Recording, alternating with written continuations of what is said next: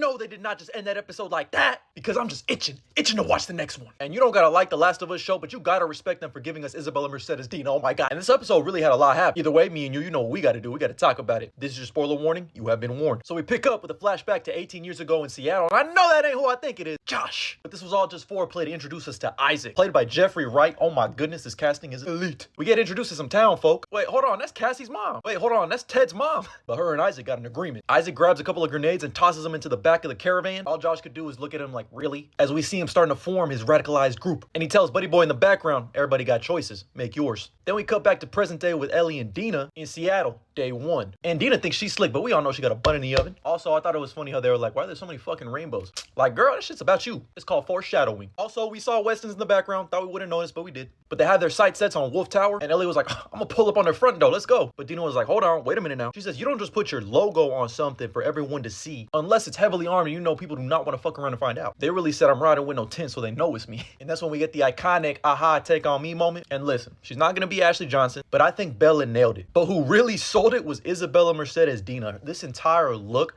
all the little facial expressions she had in this episode was top tier. I'm telling you, she's been a godsend for this show. Then we pick up with Isaac in present time. He turned on the burner and I was like, we'll let this man cook. And I'm not gonna hold you. I'd rather have Batman waterboard information out of me instead of Isaac fucking torturing me. Open your eye! But he gets the information he wants and he still pops a cap in this dude's head. The Seraphites, you're cooked. Picking back up with Dina and Ellie, they stumble across a compound and see a bunch of hung bodies and they're like, ah! They get into a little kerfluffle but then run away and end up in like a subway station when these soldiers come looking for him. Unfortunately, one of their flares hit the cordyceps. I thought it was crazy when Dina was like, not 1, not 2, not 3, not 4, not 5, not 6, not 7. It's a whole army of them things. Run! They barely make it away, but Ellie does get bit in the arm, which Dina takes notes of. She's like, hold on. But Ellie's like, come on, we need to go find shelter. But Dina's like, oh my god, Ellie, I gotta apply the old Yeller method on you. No, I love you. But she tells Dina, you don't fucking shoot me, Dina. I'm immune. And relax, put the gun down. Let me go to sleep. Watch me wake up in the morning. I'm gonna be normal. And in the morning, Dina watches her and she's like, oh shit, she wasn't lying. I guess it's time to tell the truth too. I'm pregnant. And Ellie's just like, huh? And the best way to make up after an argument, sex. It should have been me. But I love how Ellie was like, I'm gonna be a dad. I thought that was cute. Now we got a little parental challengers going on.